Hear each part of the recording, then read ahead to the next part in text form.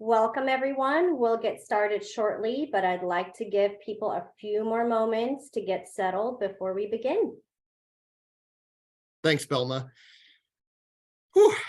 Hello, and yes, go ahead. Oh, no, I was just going to say it's a beautiful day here outside of Washington, D.C. for me. I'm really enjoying. I know we haven't officially made it into summer yet, depending on which calendar, but my kids' school has ended, and so it is definitely summer here. Oh, yes, summer is beginning, so hopefully we all get to enjoy it a little bit. All of us. All right, well, let's get started. Welcome to today's webinar. And before I hand it off to our host and presenters, I just want to cover a few technical details, just in case you haven't joined Zoom ACRO webinars before in the past. We use Zoom webinar, which is similar to Zoom meetings, except that your cameras and your microphones are disabled by default. And to interact with your presenters, you have two main options. For discussions and general comments, you can use the chat button. This will default to our hosts and panelists, meaning only they can see your message. If you want everyone to see it, however, please hit everyone on the drop-down menu. If you have any questions during the webinar, please use the Q&A button. And you can ask questions anonymously, you can view questions, you can comment on existing questions, and you can ask questions at any time. So now, without any further ado, I will hand it off to our hosts and our panelists. Thank you, Belma. So looking forward to hearing all of your questions in that chat as we're going through. We will be monitoring there, but there will be a Q&A section that we hold till the end. And so if you have any specific questions that you'd like for members of the IESC to talk about, please go ahead and assemble those and put those into the Q&A. We can go on to the next slide and we can look at who's going to be here. I'm Drew Carlisle. I had to shave my beard. If any of you've been paying attention, I had to be seen at a meeting that I had last week. So I'm gonna start back, but like I said, it's summer, so it feels better. We've also got Dave Mahali, who's going to be joining us, and Jasmine Saidi-Cooner will also be here, each of them giving their expert opinions on some of these different credentials that we've talked about. If we move on just a little bit, I can talk about the IESC and who some of these individuals are and really what they bring to the table. Dave, do you want to pop on with me and we can talk just a little bit about, the pleasure that we get to interact with the IESC every week or every other week? Absolutely. The IESC is the voluntary body that both develops and votes and codifies the credential advice and other information that's found within EDGE. And these are really, there are some people on this council that I've been looking up to like since when I started, which is 1987, and they're still there. And they keep adding new blood as the years go by, but there are some heavy hitters there. And in general, it's a kind of a deliberative / research body that develops policy specifically for the purpose of fueling the information that's within the EDGE database. Yeah, that's a perfect way to kind of summarize this up. The next slide, we don't even need to look at because you just put it all together so succinctly like that. But you were kind of talking about how we have had a lot of experience that is represented here on the IESC. And one of the things that we really want to do is to make sure that experience gets passed down and all of these best practices are maintained and really promulgated throughout the field. Tell us about the fellows. The fellows, great segue. So many of you know that if you even dip your toe into the ACRO waters, you can get sucked into the undertow, and people are asking you to do all sorts of things. However, here is an opportunity where you can more proactively choose to be engaged, and this is the International Education Standards Council Fellows Project. We are currently looking for fellows. This information is posted up on the ACRO website, and it's going to go out in the international activities email to everyone. And also we're going to have it uploaded later today to the TISEP gaggle. But in any case, the fellowship involves a 1 year, no more than 1 calendar year appointment to do research into a specific topic. There can be up to 2 fellows, and each fellow would be able to work with 1 or more mentors, usually 1 or 2 mentors from the IESC on a specific research project. At the end of the project, you're guaranteed a conference presentation session at the annual meeting. You get to be on the International Publications Advisory Committee, which is called IPAC. I'm going to respond in real time to Ina. Hi, Ina. The preference is for 5 years or less in international credential evaluation experience. However, that is not a completely prescriptive thing. That's what we're looking for, but we are encouraging people to apply if they exceed those guidelines. The deadline is going to be July 25th. So you have approximately a month and a week and a half in order to do that. Let me just check my notes to see what else I'm missing. In addition to working on the research projects, the fellows are expected within, the boundaries of professional duties and whatever. Sometimes you have something that precludes attending, but they're expected to attend the twice monthly IESC meetings. That's where you really get to see how the sausage is made. And all the deliberation that comes into these. In any case, it's an excellent way to kind of propel yourself into a more visible position and really get some help with doing specific research projects. It's you don't have to make it up yourself. There are people that are available to guide you along the way and meet with you on a regular basis for this. Julia or anyone, let me know if I've left anything out, but this is the IESC Fellows Project as I understand it, and we encourage everyone to apply. Let the selection process say no to you rather than saying, well, I've got 6 years or 7 years. So that'll do it for me, Drew. Yep.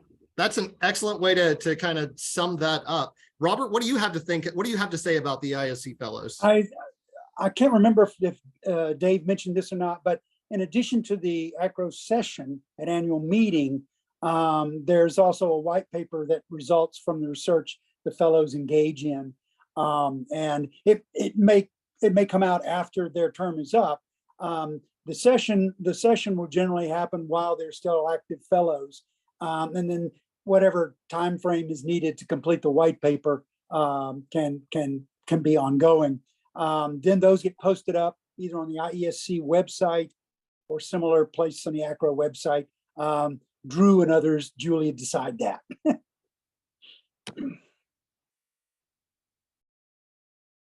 And so there was one question in there about what about the academic writing requirement? So one of the things that we are looking for is, as Robert mentioned, this is going to culminate in a white paper.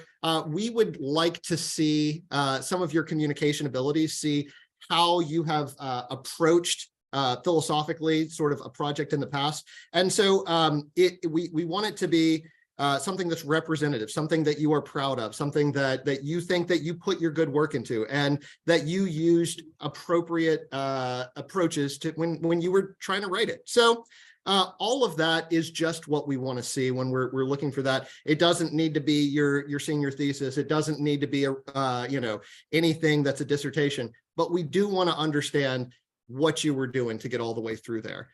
So if we can go on to the next slide, we can talk about the agenda and what we're going to specifically discuss today. We're going to be going all the way around the globe, down into Africa, up into Eastern Europe. Let's pop on back down across the Mediterranean and keep on heading south into Uganda. It's going to be a discussion of different credentials, different grading scales, and we've got a couple of things to consider about some credentials that aren't offered anymore.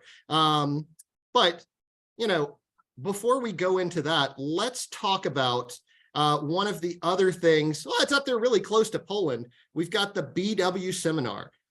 Julia, would you come on and talk to us about the BW seminar while we're running through this poll? We run a poll for those of you that haven't been here before, and we just want to know who's coming. We want to know who's got an Edge subscription. We want to know, is this the first time you've ever been here? We want to know who you represent. And while you're looking at that, could we go to the next slide? And Julia, you can share about BW right up there, you know, just to the west of Poland. I love to share about BW, and you might have to get the cane and yank me off the stage so I don't talk too long. The Baden-Württemberg seminar is held every year. Last year was the 40th anniversary of this collaboration between the Baden-Württemberg Ministry and NASA and ACRO, where we put together this seminar. And each year, Baden-Württemberg hosts 10 to 15 institutions to come and spend a week learning about the Baden-Württemberg state and all the variety of education institutions that they have there. It's really a wonderful opportunity to learn about the various higher education institutions and their primary secondary system. This past year, we went to a gymnasium, and that was really a highlight for so many of us to see the young students there and as they were working towards where they would be going to school. So this coming year, the seminar will be held in October. I believe it's the 15th to the 21st of October. The application date, though, is the critical thing you need to keep in mind right now. The application deadline is June 26th. That's a week from Monday. So as we were just saying, it gives you 2 weekends and a week to get together your application. So who should apply? Anybody. Study abroad people, admissions people, records people, registrars. We had a registrar this past year, so I'm in the registrar's office, and that was great. Anybody that's interested in, responsible for, hopes to develop partnerships and exchanges with Germany would be appropriate for an application. I just came back from a trip where I did spend another week in Baden-Württemberg mainly. We toured around, and I got to tell you, it is the most beautiful area. There's so much to see and do, and it's all within, you know, a couple hours drive of one another city. So think about it. We'd love to have you join us. Thank you, Julia. Don't forget, you have this weekend, you got next week, and then you got to finish it by the end of next weekend. Right. All right. We got any poll results, Belma? Who's with us today? Lots of Edge subscribers are with us. For those of you that are not Edge subscribers, go sign up for a free trial. I'll give that to you for a week so that you and 3 colleagues can look through, see if this is something that would be valuable for you in your office. Even if you're just trying to understand a few education systems a little bit more easily, this is something that would really help you if you're trying to do that in-house. Many of you have been with us before. Thank you for coming back. We're about to dive into all of the research that we've done. It's something that we like to do, show you how we went through and systematically came to these decisions, and we like to publish those things in Edge, you know, so that you can reference them. And many of you today are with institutions. We've also got quite a good percentage of you that are coming in from evaluation agencies and evaluation services today. Thank you all for coming. Now, with no further delay, we are going to dive right in and begin our travels. Where are we going to start today? We're going to go down into Ghana. Let's see. Hey, Jasmine, thanks for coming. Here I am. Thank you so much, Drew. Thank you, everyone. What a great introduction, and just a recap of all the wonderful things ACRO and the IESC are doing to further our field and international education. So let's get started with Ghana, the Postgraduate Diploma in Education. This was a document that came my way. And as usual, I always go to Edge to double check and see if the credential is listed and what the credential advice is. And what I found was that the credential advice for this graduate diploma in education currently states that it can be considered for graduate credit. But the research that was done by my group and our understanding of this particular credential is that it is really an undergraduate level program intended for those who have earned a bachelor's degree, but it's in a field other than education, and they're interested in entering the teaching profession. So to accommodate that, this postgraduate diploma in education has been introduced, and it trains the people with the teaching methodology subjects that a person would have studied had they pursued a bachelor's degree in education. So it's really a top-up program on their existing bachelor's degree. It represents further coursework at the undergraduate level at a more advanced level, or we can call it upper division level. And this prepares the individual and qualifies them to enter the teaching profession in Ghana. So we are considering to change the credential advice for this. It is currently in the works by one of our IESC members. And once it has been drafted, this information will be updated. So we're just giving you a kind of a heads up that if you come across this credential, the credential advice will be changed to undergraduate credit instead of graduate credit. That's it for me. Passing it on. Thank you.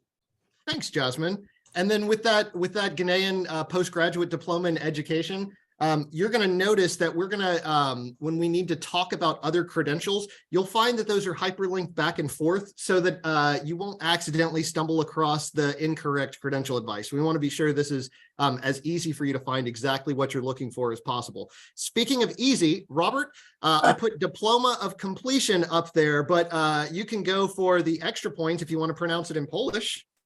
No, actually, Drew, the Polish issue came up from Alex Morawski of Scalaro, who is of Polish extraction and therefore can pronounce the Polish terms perfectly, whereas I certainly cannot, not even close. What Alex brought to our attention was that an entry in Edge Poland was incorrect. It's not the one you see on the screen before you. That will come in a second. But I went in and looked at what he was talking about, which was the certificate of post-lyceum schools. And we said it was 2 to 3 years. We said it was, you only needed to have primary school certificate, 8 years for entry. And we said it was, it represented the equivalent of graduation from high school and vocational technical track. Well, all that's wrong, as Alex pointed out to us. In fact, and if you just look at the title, and again, you don't have it in front of you, but I'll describe it for you.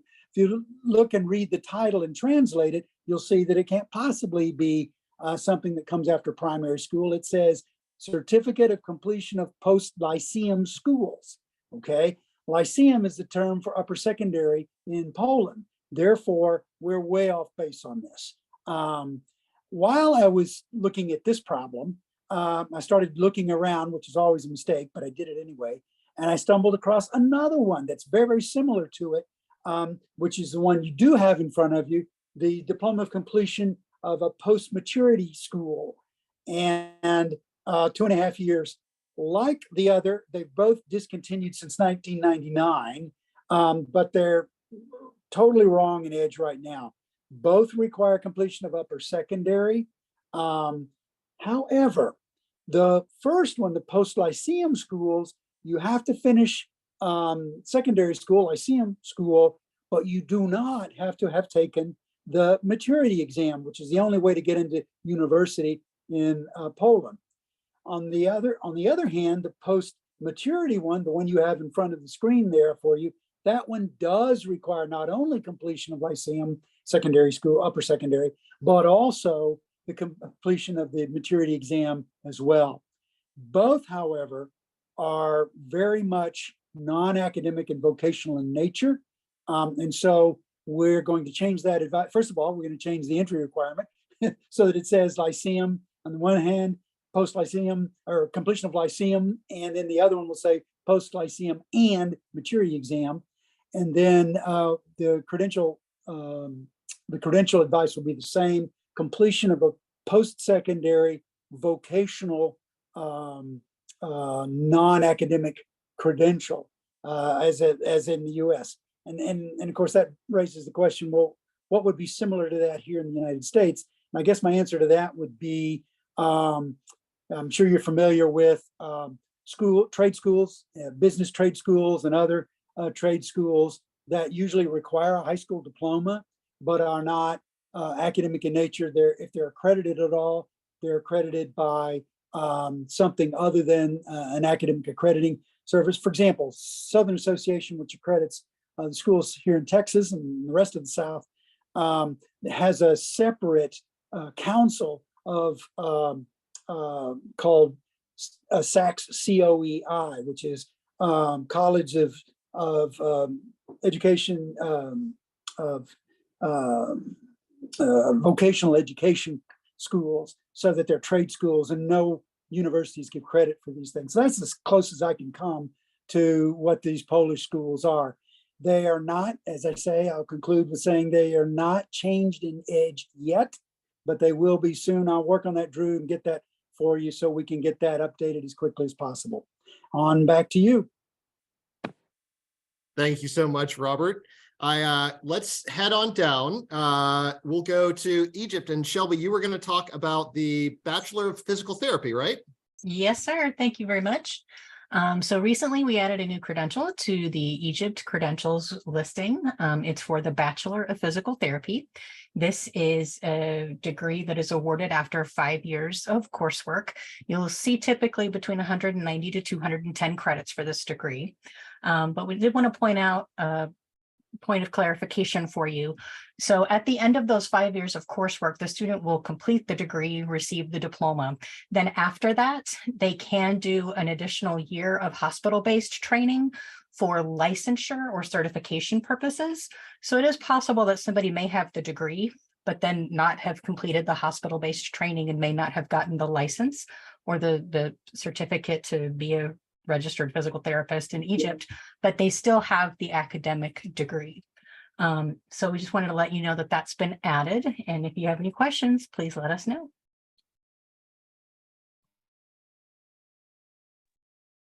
And then we were also going to stay in Africa and head down into Uganda. Emily, would you go through this with us? Thanks, Drew. So the question actually came to us via ACRO's International Activities Listserv, and the query was about the grading scale for the Uganda Advanced Certificate of Education, also known as the UACE. Now, the UACE is the credential required for entry into higher education in Uganda and was introduced in 1980. So what was the question? If we can go on to the next slide. As you can see here, we're zooming into the subjects and the results. You have letter grades as well as number-based grades. While we do have a grading scale for the UACE in EDGE, it is all letter-based. So the query had to do with how to handle the number-based results. To get into that, we really need to take a step back. It's a bit nuanced. So for those of you who have that mug of coffee or herbal tea with you, I invite you all to take a swig. I need you to stay with me for the rest of this segment. All right.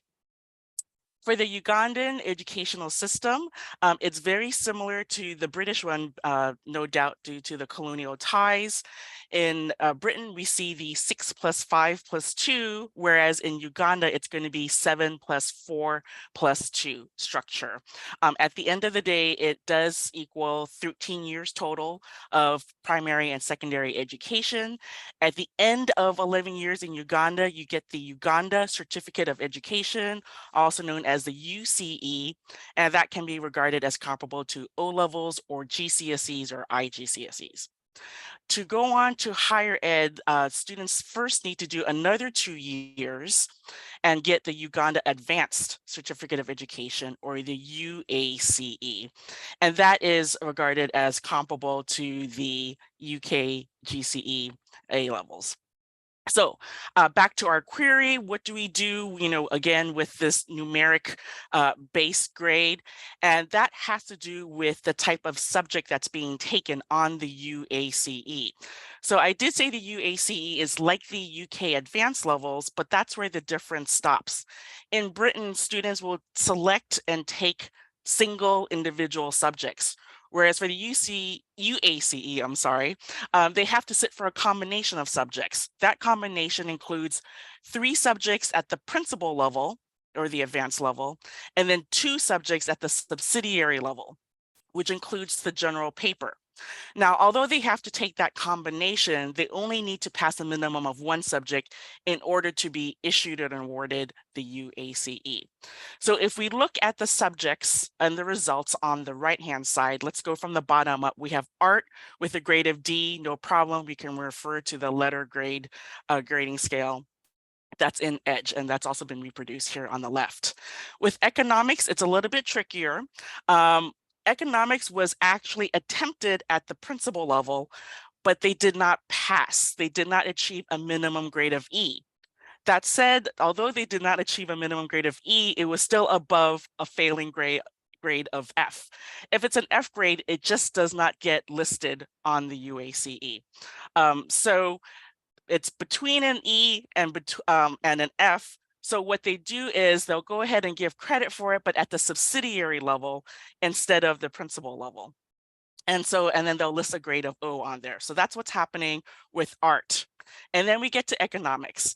Economics was taken at the subsidiary level and given a numeric grade.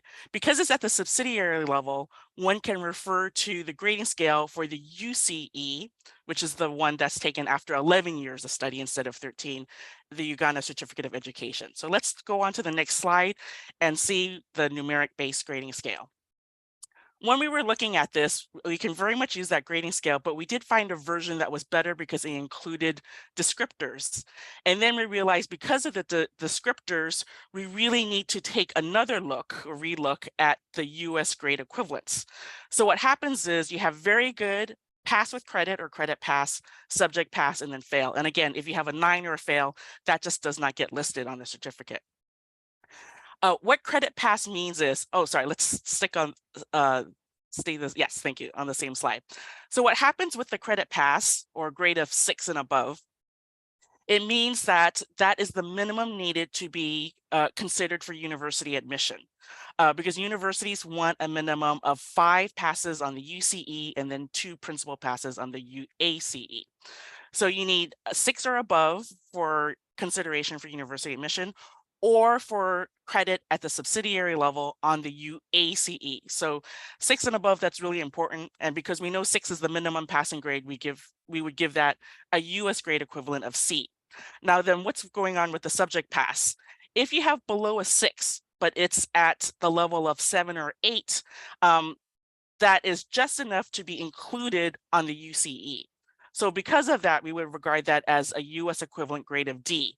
But when you look on that right-hand column, it looks funky. Why? Because it doesn't look very balanced. There's a missing grade of B, if you will. It just looks too jumpy. So for that reason, we debated this among the members of the IESC. Our colleague Leslie proposed an elegant solution to this, and we all agreed it was appropriate. What we did was take the level 3 to 6 and we split it. And so 3 to 4, we made equivalent to a US grade of B, and then 5 and 6 are a US grade of C. And then we'll see that on the next slide, how that plays out.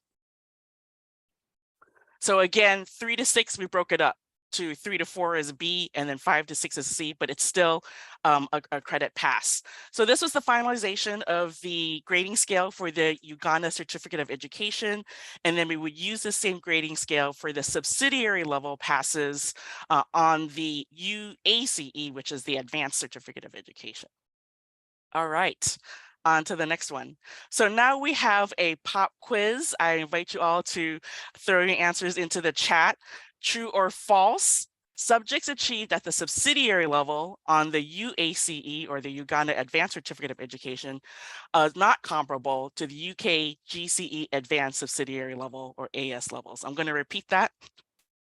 Subjects achieved at the subsidiary level on the UACE are not comparable to the UK GCE AS levels or advanced subsidiary levels. So what do we think?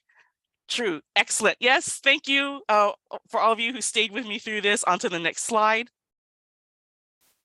Absolutely. So again, the answer is true. So that means that even though you see the term subsidiary, you can't make assumptions between countries, although it is a British-based system. There can be nuances. When you're looking again at the UACE or the Uganda Advanced Certificate of Education, when you see subjects listed at the subsidiary level, even though it's a UACE, it does not warrant consideration for advanced credit, which is what our colleague Shelby pointed out when she answered that question on the International Activities Listserv. And that's it. We survived. That's it for this segment on Uganda and grading. Thank you. Thank you, Emily. You mentioned British pattern system. That is one of those things you do want to watch out when you're looking at those, what happens at the end of 11, what happens at the end of 13. Was that a pass? Was it a pass at what level? Don't forget to go all the way down into that. Thank you for highlighting all that, because I'm willing to bet you, Emily, do they have all the scales listed on that UACE, or is this something that is incumbent upon the person that is doing the evaluation to understand that they need to apply a different grading scale that's not even listed? Do you know if that's posted on there on the UACE, Emily?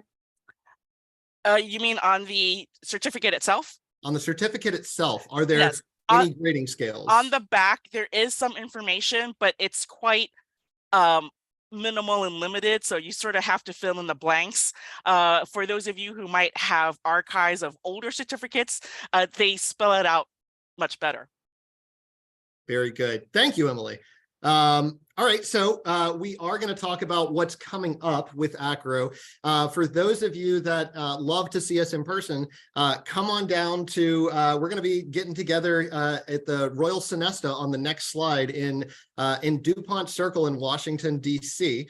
We're going to be there July 17th through the 20th. There's going to be all kinds of information. We're going to talk about China, subcontinents, India, United Kingdom. We're going to go into a whole lot, but one of the most exciting things is just getting back together, getting this networking going again. We've had a lot of questions about this, and you may have previously known these as Summer Institute and Winter Institute.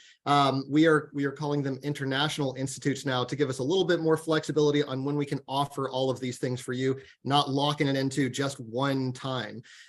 This is, as I mentioned, we'll be getting together on the 17th, and for those of you that will be attending, there will be some information coming to you a little bit ahead of time that might be useful for when you are here in Washington, D.C. Some apps that might be useful to look at, all of those things. Yeah, the best way that I can encourage you to do this is to look online and to look at all of our resources that we have. On the next slide, we're going to talk about just a little bit more about if you want to focus on a topic, we do like to encourage that research, and we do like to get that out into the field. Consider reaching out to us for information on these awards of up to $1,000 for country profiles, for substantive updates, and for white papers. Other than that, I want to hear your questions. The webinar archive that Belma has up there right now, all of these past Edge user groups are going to be visible for you. All of the ones that we're going to make in the future eventually will be available for you. And there's a lot of other topics. Once you've logged in, you can sort through and see all of these old webinars. It's just going to ask you to sign up. You do that, it'll give you the link. So no delays. What are those questions that we have going on? Let's see, Dave, do we have any questions that have been going in Q&A? I've been looking at my screen and haven't been paying attention. Do you see anything yet in there? A likely story, Drew, but yes, we have two. And we can, let's go in reverse order here. We have a question from someone who's wondering if the Fachabitur is the same as the Fachhochschulreife. I don't know who might want to talk about that if it's not Robert. Oh, okay, I'll jump in because Leslie's not here. Otherwise, obviously, this would be one for Leslie. But let's see, was it the same? What was the question again? Let me see. Same, okay. No, the answer is no. The Fachhochschulreife, it comes from technical high school at the end of the 12-year technical, it was never 13, 12-year technical high school known as Fachoberschule. And so you would get the Zeugnis der Fachhochschulreife, which means you would be eligible to enter a University of Applied Sciences, a Fachhochschule, but not a university. There is no Abitur involved with the Fachhochschulreife. The Fachabitur is one where you do the Abitur like you would normally do it at a gymnasium, except that it's very it's a very concentrated subject matter, not as broad as the usual Abiturprüfung is. The Abitur is the exam part of that document known as a Zeugnis der Allgemeinen Hochschulreife, which means literally the certificate to enter all post-secondary education, meaning, of course, universities. So they're not the same thing. If you're in a Fachhochschule, you would not in a Fachoberschule, getting the Fachhochschulreife, you wouldn't be doing an Abitur. Although I would finally conclude by saying, in fact, a lot of the German students did do that, because for a while there we were seeing Zeugnis der Fachhochschulreife and an Abitur that was done. They had gone ahead and done it anyway, jumping over to a gymnasium as maybe a private candidate or something. But no, they're not the same thing. All right, thanks, Robert. We go to the next question. Our school recently received transcripts from a student in Ghana. They were attested by a dean from the university, but the dean was from a different college/department from the one the student was studying. Would this be acceptable, or are they invalid? I'm going to open that up to the committee. This is Shelby. We sometimes have this question as well, and it kind of depends on the university. Sometimes a person can be a professor in one department, whatever, but if we ever have questions like that, we have had really good success in reaching out to the universities, the larger universities in particular. We can pretty easily find their contact information and send them a question. Most of them have been willing to answer relatively quickly within like 2 to 3 weeks, which is great. And then we wait to find out. If we do hear back from the institution, then we'll make notes in our internal system so that if we get this situation again in the future, we know who to contact. But that's how we would handle that. Shelby, I would agree with that. I would do something similar here. I think it behooves one to at least go on the website of the school and search faculty and deans to see, just to verify that indeed that individual is in fact the dean at that university. And if the supposed department, if that's included in the signature, is in fact the correct one, just to check those things. Then you just chalk it up to the fact that for whatever reason on that day, the usual signator was unavailable, and so this dean stepped in to take care of it. Normally, though, my preference is someone out of the registrar's office or academic records office or whatever it may be called at that institution or in that country. But it certainly bears looking into more than just simply taking it and moving on.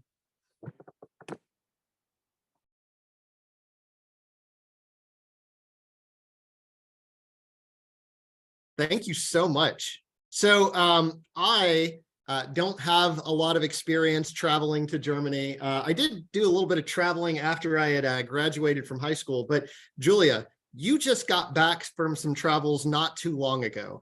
I know that you mentioned that it was the 40th anniversary of the BW seminar here with ACRO.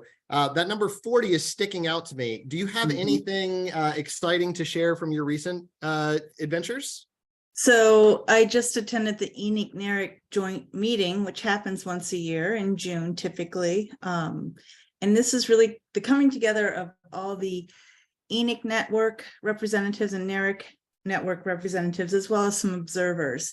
And it's really just a time for them to talk about what the last year has brought about, issues that are percolating up and that they're interested in sharing with one another. And it's just really a nice collaborative group. We're probably about 150 people.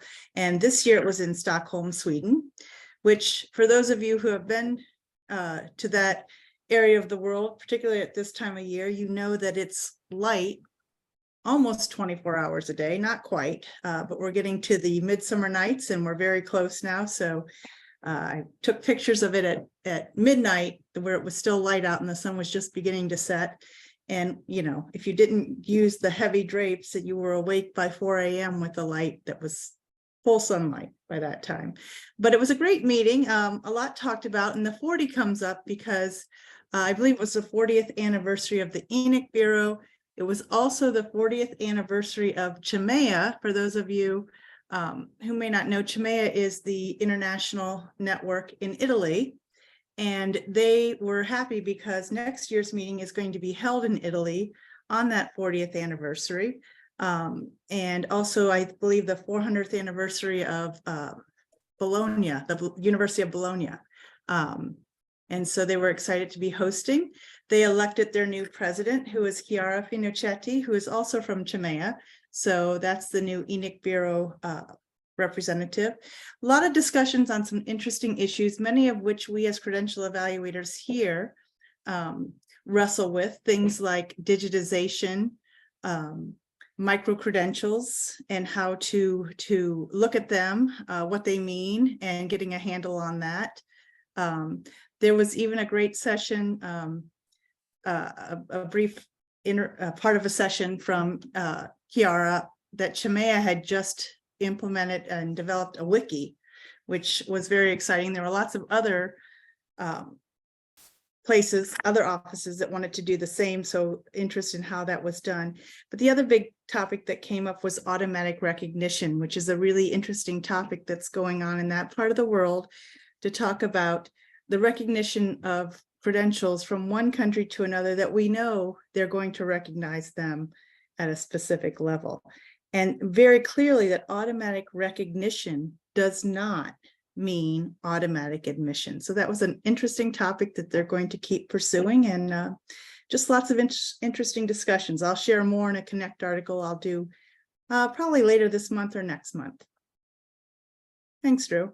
Yeah, absolutely. No, I remember from one of our chats that number 40 just kept on popping up, and 400 for the University of Bologna. You know, we deal with Bologna process a lot, but that's 400 years. That's very interesting. And I think it was the University of Bologna. I forget what university they told us it was, but yes, it was a university in Italy. So they're very excited that they're going to be hosting next year for those reasons. Well-established, you know, post-secondary education is what I'm hearing, even if I got the specific school incorrect. That's right. Let's see. And I know that there was a question that came in just a moment ago about Uzbekistan. Dave, would you like to take this one? Let's do Uzbekistan. Before I get to Uzbekistan, Bologna goes well into the early Middle Ages. It's one of the oldest in the world. So yeah. All right. Travel with me back to the first winter of the pandemic. And that is to say that I believe Ann Koenig did something in December of 2020, if I'm not mistaken, did a webinar, and that may be available on the ACRO site. Do you think that's true, Julia? Yeah. Yeah. Yeah, so it's retrievable. We can probably find that link. But she did a very in-depth presentation based on a lot of research. So that is the last time we covered it. So fairly recently, I don't know that there are any more recent plans. Oh, there, Shelby's got it right up there. That's something that I've had to go back to many times in the last couple of years because there are sample documents with the secondary system changing in specific. That's why I was referencing that presentation, but it's a great reference. And if I can just go back to Baden-Württemberg and go back to our colleague and my predecessor, Ann Koenig. So now we'll travel back in time to the 1980s. When I was working at EC in Milwaukee, this is when I was first involved in credential evaluation, and Ann Koenig was hired on.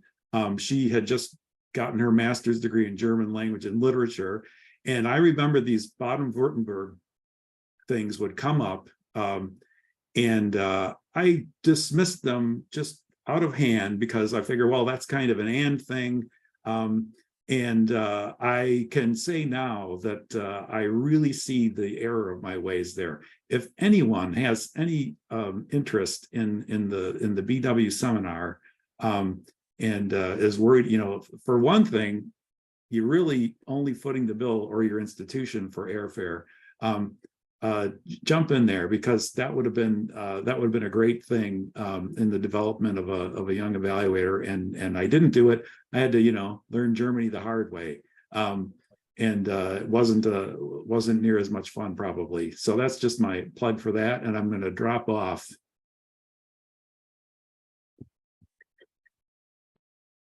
I would add on this Uzbekistan, if I may, that Uzbekistan hosts a lot of international universities. And so I guess my other thing that I would say is that check the institution, because it may be that they're issuing credentials that are not Uzbek credentials, but coming from elsewhere.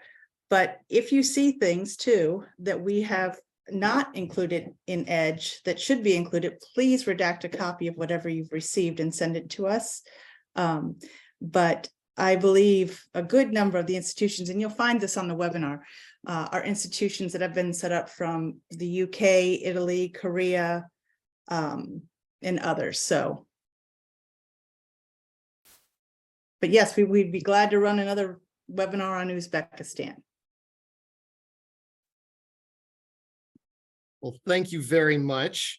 So, is there anything else that you guys have on your minds? We've received a lot of queries that are coming in through the Contact Us, and I'm assembling all of that to go over to the IESC. There have been some questions that we found would be appropriate for another enlightening round. We thought that would be something that would be useful to go through. Something a little fun for the summer with some of those questions that are popping through. But if there's anything else that we might just be able to shed a little bit of light with discussion on, now is a great time to do that. And if not, Dave, Julia, what should we talk about for these last 10 minutes? Recipes, anything going on like in the world that we should really highlight for folks right now? You to defer to Julia on that question. Otherwise, we'll be talking here for the next several hours on matters credential and otherwise. Yeah. Nicely done, Mahali. Way to throw it my way. I was going to say about fishing. We could talk about fishing. No, I think what we can do here is, if we finish up and nobody has any other questions they'd like to ask, going once, going twice, and going 3 times, we can absolutely. Julia. Yes, Robert. Yes, Robert. Let me just put in a plug for the annual meeting. I know it's a long way away, but in another week, some of us will be gathering in DC at ACRO leadership to begin work on session planning for the upcoming annual meeting. And so this is a time when you could be thinking out there could be thinking about topics that you'd like to see presented at, or if you yourself would like to present. And we always want to encourage folks to present, be on panels. You don't have to shoulder the whole thing yourself. You can be on a panel with another institution, another presenter, and so forth. But my point is that we really want to make sure that we get a good, wide-ranging set of sessions. ACRO has 4 committees involved with Group 2 International, and they are the committee I chair, which is IPAC, the International Publications Advisory Committee, which we probably are going to change the name of, because publications are sort of passé these days, or certainly taken a different turn from when I began in the field. We also have an admissions committee. We also have study abroad or education abroad committee, and then also international issues, or something that was surrounding international issues. So what happens is that we come up with our own sessions in our various committees, but we also get them from you out in the general public to send in so that we could look at them. You can recommend somebody else or yourself. I usually always recommend Emily for something. And then we'll put those together, and then the session selection comes towards the end of the summer, so that by fall the program is all finished and complete, and we can start telling people, yes, your session was selected. Are you still going to come? And that kind of thing. It's going to be in Columbus. Where, Julia, is it? Am I right? Is that right? In Columbus, Ohio. And I'm going to give you another push for why you should think about a proposal or jumping on to do a presentation. The date of the annual meeting actually happens to be the same date that there's going to be a total solar eclipse.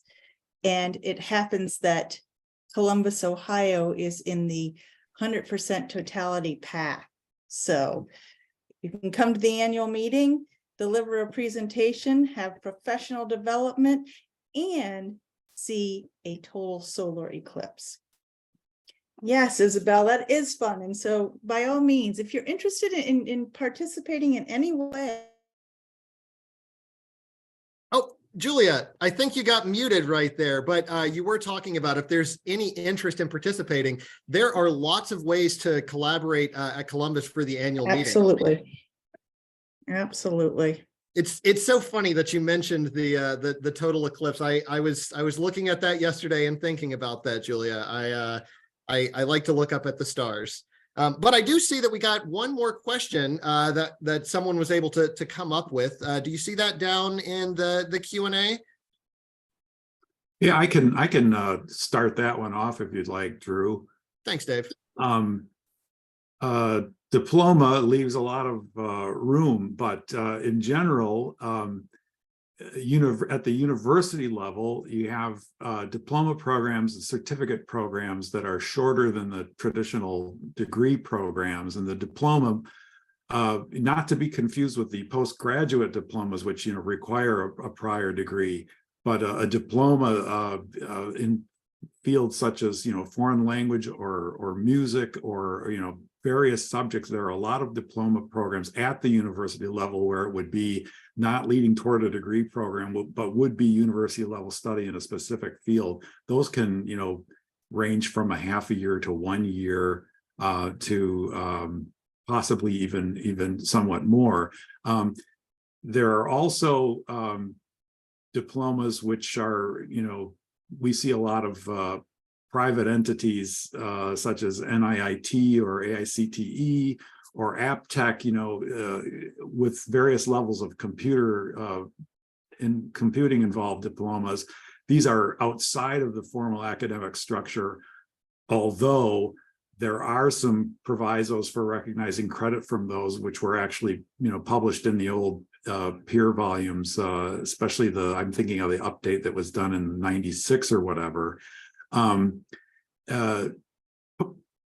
Post high school, some of these diploma programs from the private, computer training or other schools, those are post secondary, but not academic, not belong to the university. The other thing you may, I don't know if this is what's being referred to, but there are the diploma in engineering, the diploma in computer technology, those programs that are run by the state boards of technical education and training in each of the states. Those are 3-year post-secondary school certificate or matriculation, so it's grade 10 plus 3. Those we have some mechanisms for recognizing that last year, the so-called 13th year, because the Indian universities, usually on a state-by-state basis, will either admit someone directly to the second year of an engineering program or to a truncated part-time 4-year program in one state in particular that I'm thinking of. But it's without knowing the exact diploma and seeing a redacted version, it's hard to say more than that. Pretty good for not seeing a diploma, Dave. Well, it seems like we have made it to the end of all the questions that we're going to have for today. Guys, I really appreciate you stopping in and seeing us. We'll be here, same bat time, same bat channel, 3rd Thursday of the month. We'll see you in July. And don't forget, you need to finish your application for the BW seminar. You got this weekend and you got next weekend. Then you need to fill out your IESC fellows applications. That's another thing you got to get done. That you got a little bit more time, July 25th. That's coming up. That will be posted on the website. And for anyone that has been trying to get into past webinars and you're running into any issues, please shoot me an email over to edge@acro.org. I'm going to get you in touch with the right people to ensure that you get full access to all the webinars that you're trying to. What should be happening is once you try to register for a previously completed event, it should allow you to say you're registering, and then it should give you access to that archived information. But edge@acro.org, shoot me that email, and I will make sure that this is all taken care of. Have a great one, everyone. Put your sunscreen on, and have a great one.